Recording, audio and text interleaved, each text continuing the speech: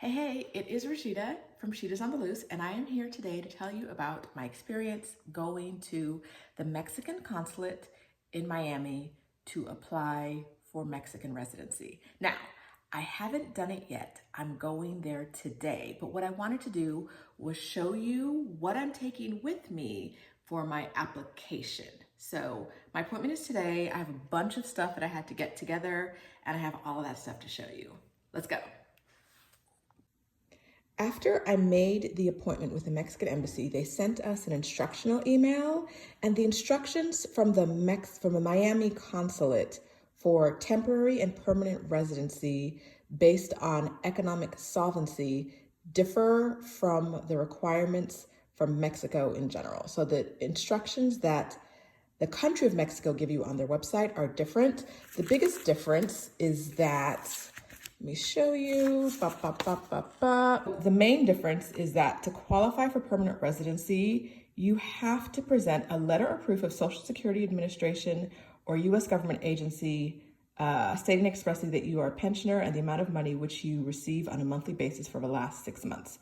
Private companies are not accepted. So if you do not get a retirement benefit, like a pension, and I think disability might count, but I don't know for sure. You cannot get permanent residency. And this is in addition to the economic solvency requirements. So you have to have $137,000 for permanent residency and the letter. So you can't just have the money, which is what the US government says. You also need to have, what the Mexican government says. The Mexican government says you need to have this amount of money to apply for permanent residency. The Miami consulate adds to that and adds this one. I don't qualify for this, so if I had the time on this trip, I would probably go to a different consulate instead of going to Miami, like fly to Atlanta or go to something else in the state of Florida. Because I don't have time for that, I am going to go to Miami and get temporary residency where you don't need the letter and you need $34,000 in your bank account or investment in the past 12 months. So these are the instructions. I was super surprised to see this when I got it because it's not a requirement from the country of Mexico, but I've mentioned before that the different consulates can do kind of whatever they want, and the different people in consulates will often do whatever they want. And so what you think might happen isn't always what's going to happen. All right, next up, the application fee is $44. If you know me, you know I never have cash. I believe I can pay it with a credit card, but I brought the cash just in case there's anything. So cash and credit card available to pay for that. Next up is my passport in my fancy passport case from Glamour on the Globe, from Jamie Glamour on the Globe. Thank you, Jamie. Passport and a copy of my passport. A pen, because I also have, this is what I did. I completed a permanent residency application just in case the person today wants to let it slide and I don't need the letter, a temporary residency application, and a blank one in case there are any errors and I need to make some changes. So a pen comes in handy. Lastly, almost lastly, I have my passport picture on a white background. And these are the documents for economic solvency. The company that has my investment, that holds my investments, sent one document for each month on each account. So there's a lot of paper here and copies. So one original and copies of all of my statements. But in some cases they sent quarterly documents, and in some cases they sent annual document, like they sent a year-end documents and monthly documents. So I brought everything so that if the person who is processing my application doesn't like what I'm offering at first, we have other choices.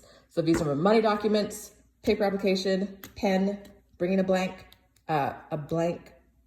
application in case I need to fill another one out, in case there's a mistake. Trying to sneak in with a permanent application. We'll see how that goes. Passport pictures, which look terrible, ignore those.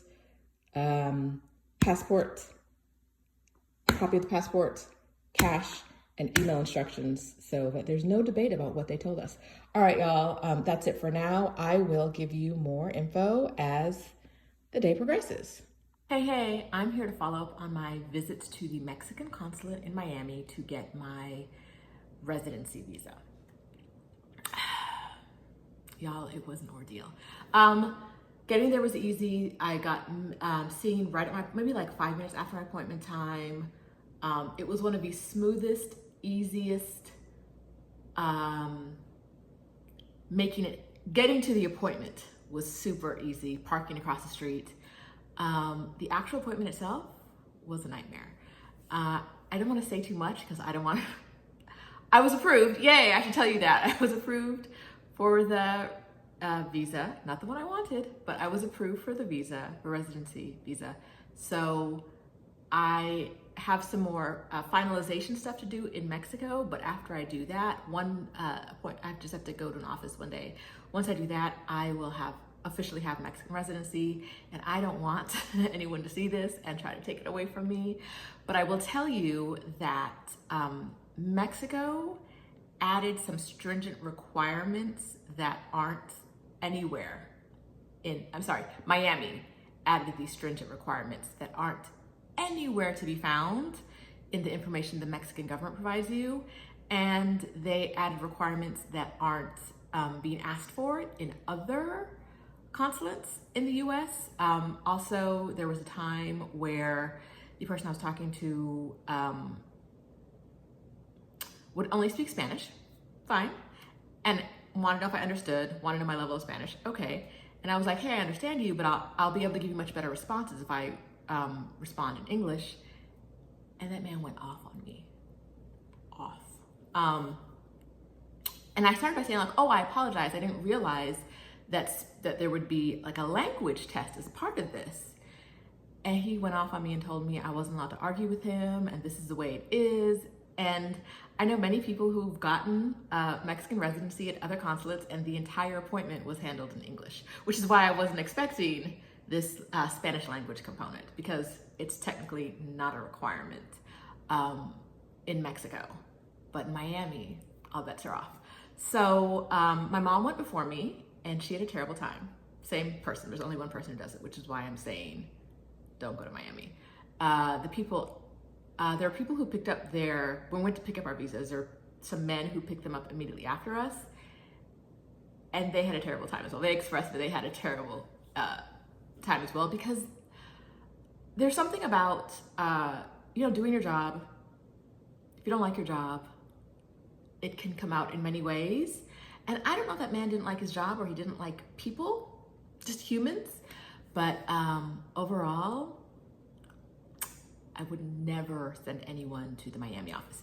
Here's what you need to know. They took my picture for the visa. So even though you bring in a passport photo, they do take your picture on the spot. It's on the visa. Let me show you passport. This is what the visa looks like. Don't zoom in there and steal my personal information. Let me actually do this again and cover up some of the stuff. I don't know what you could steal from there, but just in case. Okay, so I took a photo, they did fingerprints. There was the Spanish language component. The man wanted to know why I wanted to live in Mexico. I told him, and then he told me my answer was unsatisfactory, and everybody likes it down there, so I need to come up with a better answer. And I was like, I only have so much Spanish, dog. Like, what? I can tell you in English, like a paragraph about why I want to live there. And if I need to do this part in Spanish, which is what you're requesting, I only have so many words, because there isn't a Spanish language component to the application. But it's the consular interview, and I guess the consular interview can be whatever the consulate rep wants it to be. And he wanted it to be a thing that it isn't anywhere else.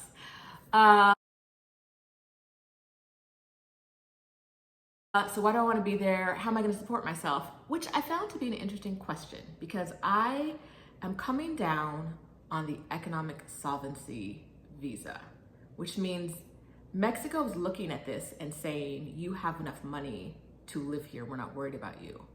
And if I have that amount of money, why are you asking me how I'm going to support myself? He asked me if I was going to be working in Mexico. I said no. So like, if I'm showing you that I have the money I need to like fit into the criteria, and I have more than the amount of money I need, why are you asking me questions about my finances? Because I was like, do you need to see something else?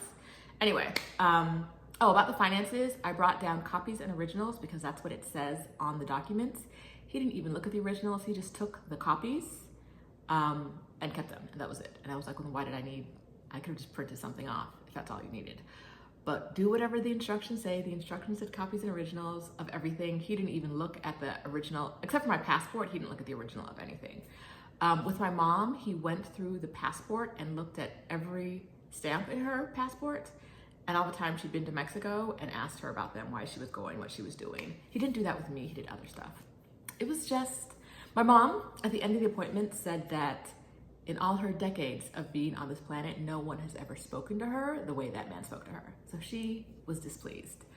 I think I mentioned this in the first part, but the Miami consulate has a requirement that you cannot get permanent residency unless you're collecting Social Security or some other kind of government benefit, and you can show from the United States, and you can show that you're collecting it. So if you are too young for Social Security or a government benefit that meets, I think, a certain level, on top of, so you have to have that, and you had to meet the economic solvency requirements, which don't make sense to me because that's not anywhere else.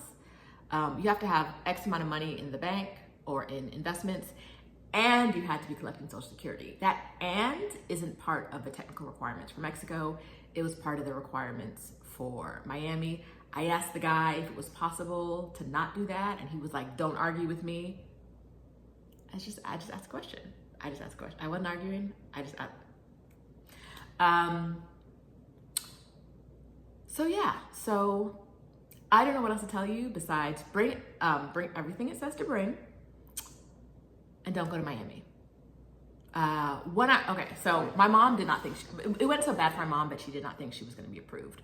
For me, before I left, it went so poorly that at the end I was like, all right, dog, what is it? Like, what else do I need to tell you? What else do you need to see? Is there something I can show you that will change what just happened? Because I am at awe at how negative you're being towards me. And he was like, no, just come back at 2:15 and pick up your visa. He was like, it has to get approved by somebody else, but just come back and pick it up. And I was like, so why are you so mean? Like, you did all of this and everything was super negative, and now you're like, no, just come back and pick up your visa. So I have a temporary visa, residency visa for Mexico. It lasts 4 years. In 4 years, I can transition that to a permanent visa. I could have gone to another embassy. I just didn't have the time on this trip. And I don't know, honestly, I'm not worried about 4 years from now. 4 years from now, if I want to get the permanent residency in Mexico, I'll just do the paperwork to change it. If I don't, because I'm in some other country, then I won't think about it again. It's fine. I was just like, it is what it, temporary. If temporary was 1 year, I would care more about it, but temporary being 4 years versus permanent, which is forever, so it's fine. I can do more paperwork in 4 years.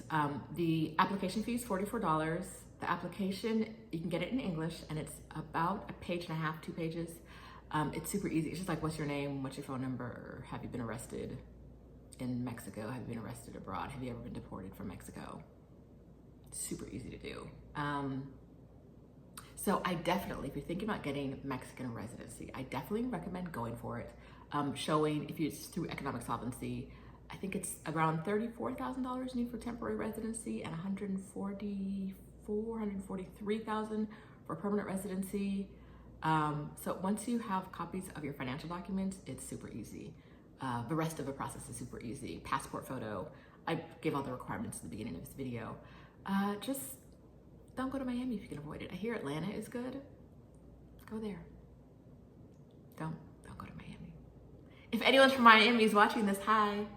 I met the guy in charge of the consulate on my way out, and he was super nice and happy and cheerful. And the minute I got in the elevator with him and I could tell he worked there and how happy I was like, this is the head guy. This is the head guy. I know it. Because he is happy. And I met the only guy who was obviously unhappy was the visa guy. The other people were fine, but like the joy that exuded from the guy on the elevator, I was like, you're in charge. I can tell. Anyway, if anyone from Miami Consulate is watching this, I love the country. Please don't punish me for being honest about my experiences and sharing them with people. It was just a really hard interview process. It was not just a really hard interview process. I felt like a criminal for a long part of the process. Like the way the questioning was going, it felt very like accusatory. Like I'm trying to commit some sort of fraud. Like, why do you want to be here? You need a better reason. And I was like, I like the country. I like the city. I have a whole ass apartment down there already. Like, what? But yeah, needing a good reason to want to live in Mexico was not what I was expecting. Like, I like it. It's fun. I like the city. I like the energy. Why is that not enough? Why isn't it enough to say that I want to live there because I like it? Anyway, I make a lot of videos about Mexico. If you are curious about what else there is to know about living in Mexico, about moving to Mexico, about getting residency, got some videos you can watch. And I'll talk to you next time. Bye.